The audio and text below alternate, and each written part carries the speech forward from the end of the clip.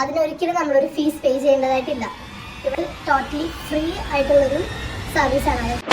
Hello guys, welcome back to a new video. അപ്പോൾ ഇന്ന് നമ്മൾ നോർമൽ വ്ളോഗ്സ് ഒന്നുമല്ല, ഇന്ന് കുറച്ച് ഇൻഫോർമേറ്റീവ് ആയിട്ടുള്ളൊരു വീഡിയോ ആണ് ഞാൻ ചെയ്യുന്നത്.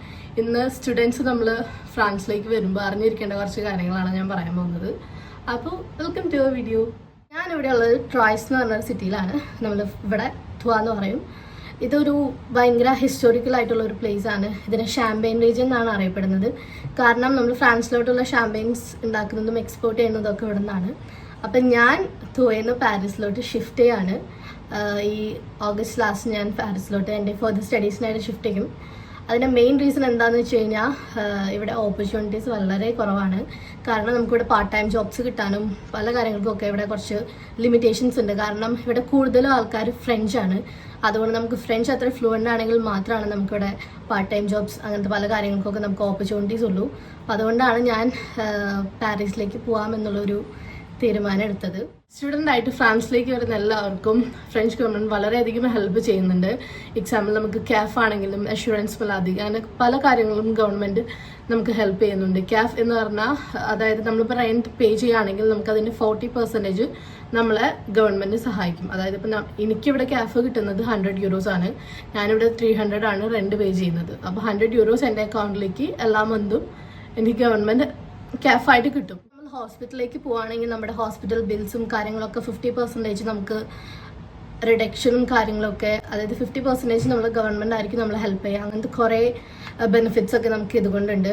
അതുപോലെ തന്നെ ഒരിക്കലും ക്യാഫ്, ഓഫി, അഷുറൻസ് മലാദി ഇതൊക്കെ നമ്മൾക്ക് ഇവിടെ വന്നു കഴിഞ്ഞാൽ നമ്മൾ അപ്ലൈ ചെയ്യേണ്ട കുറച്ച് കാര്യങ്ങളാണ്. അതിന് ഒരിക്കലും നമ്മളൊരു സർവീസ് ചാർജോ അങ്ങനെ ഒരു കാര്യങ്ങളില്ല. ഇത് ടോട്ടലി ഫ്രീ ആയിട്ടുള്ളൊരു സർവീസാണ്. അതായത് ക്യാഫ് ചെയ്യുന്നതിനോ ഇൻഷുറൻസ് മലാദിക്കോ ഓഫി നമ്മൾ വിസ വാലിഡേറ്റ് ചെയ്യുന്നതാണ് നമ്മളിവിടെ വന്നതിന് ശേഷമായിരിക്കും ചെയ്യുക. അതിനൊരിക്കലും നമ്മളൊരു ഫീസ് പേ ചെയ്യേണ്ടതായിട്ടില്ല. ഇവിടെ പല ആൾക്കാരും അതിനുവേണ്ടി ഒരു അനാവശ്യമായുള്ളൊരു ഫണ്ട് വാങ്ങിച്ചിട്ടാണ് പല ആൾക്കാരും ചെയ്യുന്നതായിട്ട് കേട്ടിട്ടുണ്ട്, അറിഞ്ഞിട്ടുണ്ട്. അതുകൊണ്ട് നമ്മൾ ഒരിക്കലും ഇതിനു വേണ്ടി നമ്മളൊരു അനാവശ്യമായിട്ടുള്ളൊരു എമൗണ്ട് നമ്മൾ ആർക്കും കൊടുക്കരുത്. കാരണം നമ്മൾ ക്യാഫിൽ പോയാലും ഇൻഷുറൻസ് മലാദിയിൽ പോയാലും നമുക്കിത് ഗവൺമെൻറ് ഇത് ഫ്രീ ആയിട്ട് ചെയ്തു തരുന്ന ഒരു സർവീസാണ്. അതുകൊണ്ട് നമ്മൾ ഇതിനൊരിക്കലും ഒരു എമൗണ്ടും ആർക്കും കൊടുക്കരുത്. പിന്നെ 26 വയസ്സിന് താഴെയാണ് നിങ്ങളെങ്കിൽ ഇവിടെ കുറേ അധികം ഓപ്പർച്യൂണിറ്റീസ് മാത്രമല്ല. ഒരു എക്സാമ്പിൾ ഞാൻ പറയാം. നമ്മളിപ്പോൾ ലൂവ്ർ മ്യൂസിയത്തിൽ പോവുകയാണെങ്കിൽ നമ്മൾ ഇവിടുത്തെ സ്റ്റുഡൻ്റ് ആണ്, നമ്മൾ under 26 ആണെങ്കിൽ നമുക്ക് ടിക്കറ്റ് ഫ്രീ ആണ്. അതുപോലെ പല സ്ഥലങ്ങളിലും നമുക്ക് under 26 ആണെങ്കിൽ, ഇപ്പോൾ ഞാനിവിടെ ത്വാലാണ് നിൽക്കുന്നത്. ഇവിടെ നമ്മൾ ബസ് കാർഡ് എടുക്കുകയാണെങ്കിൽ under 26 ആണെങ്കിൽ നമുക്ക് 21 euros ഉള്ളൂ, അല്ലെങ്കിൽ 40 euros കൊടുക്കണം. അല്ല നമുക്ക് ഞാൻ പറഞ്ഞ പോലെ ക്യാഫിൻ്റെ ഒരു പേപ്പർ ഉണ്ടെങ്കിൽ നമുക്ക് 10 euros ആയിട്ട് റിഡക്ഷൻ കിട്ടും. അതുപോലെ തന്നെ ഇപ്പോൾ പാരീസിലാണെങ്കിൽ നമ്മൾ under 26 ആണെങ്കിൽ നമുക്ക് എനിക്ക് തോന്നുന്നു 38 or 36 euros ആണ് 1 month പാസ് ഉള്ളൂ. അതിന് മുകളിലാണെങ്കിൽ നമ്മൾ 80 euros ഒക്കെ കൊടുക്കണം. അപ്പോൾ നമ്മൾ സ്റ്റുഡൻ്റ് ആണ്, under 26 ഓഫ് ഏജ് ആണെങ്കിൽ നമുക്ക് എന്തായാലും ഇങ്ങനത്തെ കുറേ ഹെൽപ്പ് ഗവൺമെൻറ് നമുക്ക് ചെയ്തു തരുന്നതാണ്. ഞാനൊരു വീഡിയോ ഇട്ടിട്ടുണ്ടായിരുന്നു ഞാൻ അസോസിയേഷനിൽ പോകുന്നത്. അതുപോലെ തന്നെ ഇവിടെ ഫ്രാൻസിലെല്ലായിടത്തും നമ്മൾ ഗവൺമെൻറ് സ്റ്റുഡൻസിന് ഫ്രീ ആയിട്ട് ഫുഡും സർവീസ് പല തരത്തിലുള്ള സർവീസ് ഗവൺമെൻറ്റിൻ്റെ അവൈലബിൾ ആണ്. അതുപോലെ തന്നെ ഞാനിപ്പോൾ പോകുന്നത് എനിക്ക് കിട്ടിയിട്ടുള്ളൊരു സർവീസാണ് ഫുഡ്. നമുക്ക് ആഴ്ചയിൽ എല്ലാ ദിവസവും ഉണ്ട്. നമുക്ക് ഒരു ഡേറ്റ് തരും, അന്ന് പോയി ആഴ്ചയിൽ ഇപ്പോൾ സൺഡേ ആവാം, ചിലപ്പോൾ സാറ്റർഡേസ് ആവാം. ഞാൻ സാറ്റർഡേ ആണ് പറഞ്ഞിരിക്കുന്നത്. അപ്പോൾ നമുക്ക് സാറ്റർഡേ പോയി കഴിഞ്ഞാൽ നമുക്ക് അവിടെ നിന്ന് ഫുഡും ക്ലോത്ത്സ് പല കാര്യങ്ങളും നമുക്ക് ഫ്രീ ആയിട്ട് ഗവൺമെൻറ്, ക്ലോത്ത്സ് 2 months കൂടുമ്പോഴാണ് നമുക്ക് ക്ലോത്ത്സ് കിട്ടുക. പക്ഷെ ഫുഡ് നമുക്ക് എല്ലാ വീക്കും കിട്ടും. വെജിറ്റബിൾസ് ആണെങ്കിലും എല്ലാ സംഭവങ്ങളും നമുക്ക് ഗവൺമെൻറ് നമുക്ക് ഫ്രീ ആയിട്ട് തരുന്നതാണ്. അതിലൂടെ തന്നെ നമുക്ക് നമ്മുടെ ബഡ്ജറ്റ് നമുക്ക് കൺട്രോൾ ചെയ്യാൻ പറ്റും. കാരണം നമ്മൾ ഫുഡൊക്കെ വാങ്ങിച്ച് നമുക്ക് ഫുഡ് വരുമ്പോൾ വളരെ ആവശ്യമുള്ളൊരു സംഭവമാണ്. അപ്പോൾ നമുക്ക് അതിനായിട്ട് എക്സ്ട്രാ ബഡ്ജറ്റ് കൊടുക്കേണ്ട ആവശ്യമില്ല. കാരണം നമുക്ക് ആവശ്യമുള്ള പല സാധനങ്ങളും നമുക്ക് അവിടെ നിന്ന് കിട്ടും. അപ്പോൾ നമുക്ക് അത് കഴിഞ്ഞിട്ടുള്ള സംഭവങ്ങൾ മാത്രം നമ്മൾ ഒരു ഷോപ്പിങ്ങിനായിട്ട് പോകുമ്പോൾ പർച്ചേസ് ചെയ്താൽ മതി. അപ്പോൾ അങ്ങനെ പല തരത്തിലുള്ള ഹെൽപ്പ് നമുക്ക് ഇവിടുന്ന് ഗവൺമെൻറ് ചെയ്തു തരുന്നുണ്ട്.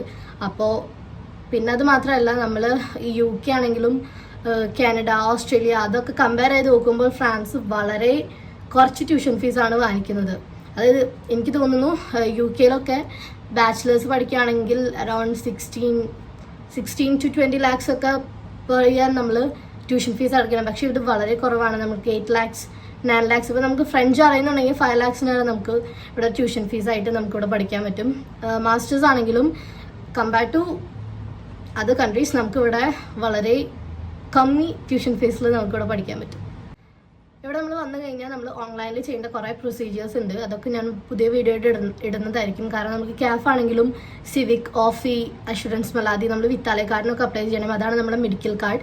അതൊക്കെ നമ്മൾ ഓൺലൈനായിട്ടാണ് അപ്ലൈ ചെയ്യേണ്ടത്. നമ്മൾ ഓഫ്ലൈനായിട്ടും ചെയ്യാം, പക്ഷേ ചിലപ്പോൾ നമ്മൾ പാരീസ് അങ്ങനത്തെ ഒരു ബിസി ഒരു പ്ലേസിലാണെങ്കിൽ നമുക്ക് അതിന് വളരെയധികം ടൈം എടുക്കും. അപ്പോൾ നമ്മൾ ഓൺലൈൻ ചെയ്യുന്നതായിരിക്കും ഏറ്റവും കൂടുതൽ നല്ലത്. അപ്പോൾ അതിൻ്റെ ഒരു വീഡിയോ ആയിട്ട് ഞാൻ എന്തായാലും വരുന്നതായിരിക്കും. അപ്പോൾ ഫ്രാൻസിലേക്ക് വരുന്ന എല്ലാ സ്റ്റുഡൻസും അത് മറക്കാതെ തന്നെ കാണണം. കാരണം നിങ്ങൾക്ക് വളരെ യൂസ്ഫുൾ ആയിരിക്കും. കാരണം ഞാൻ ഇങ്ങോട്ട് വന്നപ്പോൾ എനിക്ക് കുറച്ച് ബുദ്ധിമുട്ടുണ്ടായിരുന്നു. കാരണം ഞാനിവിടെ വന്നത് ഇവിടെ അധികം മലയാളീസോ അങ്ങനെ ഇന്ത്യൻസ് അങ്ങനെ അധികം ആരുമില്ല. ഞങ്ങൾ വന്നപ്പോൾ തന്നെ അധികം ആരും ഇല്ലാത്തതുകൊണ്ട് ഞങ്ങളെ ഹെൽപ്പ് ചെയ്യാൻ അങ്ങനെ ആൾക്കാരുണ്ടായിരുന്നില്ല. അതുകൊണ്ട് അതൊക്കെ വളരെ ബുദ്ധിമുട്ടായിരുന്നു. അങ്ങനെ ഇവിടുത്തെ വീഡിയോസും അങ്ങനത്തെ ഒരു ഇതും ഉണ്ടായിരുന്നില്ല. അപ്പോൾ ഇനി വരുന്ന ആൾക്കാർക്ക് അങ്ങനെ ഒരു ബുദ്ധിമുട്ട് വേണ്ട എന്നുള്ള രീതിക്കാണ് ഞാൻ ഈ വീഡിയോ ചെയ്യുന്നത്. അപ്പോൾ ക്യാഫിൻ്റെ ആണെങ്കിൽ എല്ലാത്തിൻ്റെ ഒരു അതെങ്ങനെയാണ് ചെയ്യാന്നുള്ളൊരു വീഡിയോ ഞാൻ എന്തായാലും ഇടുന്നതായിരിക്കും. ഞാൻ നേരത്തെ പറഞ്ഞ പോലെ ഞാൻ ഇവിടുന്ന് തുയലിന് പാരീസിലോട്ട് ഷിഫ്റ്റ് ചെയ്യാണ്. അപ്പോൾ അത് റിലേറ്റഡ് ആയിട്ടുള്ള പല വീഡിയോസും ഞാൻ ഇനി അപ്ലോഡ് ചെയ്യുന്നതായിരിക്കും. അപ്പം നിങ്ങളെല്ലാവരും അത് കാണുക, എന്നെ സപ്പോർട്ട് ചെയ്യുക. അപ്പോൾ ഈ വീഡിയോ എല്ലാവർക്കും ഇഷ്ടമായെന്ന് ഞാൻ വിചാരിക്കുന്നു. അപ്പോൾ എല്ലാവരും ലൈക്ക് ചെയ്യുക, ഷെയർ ചെയ്യുക, സബ്സ്ക്രൈബ് ചെയ്യുക. ബൈ.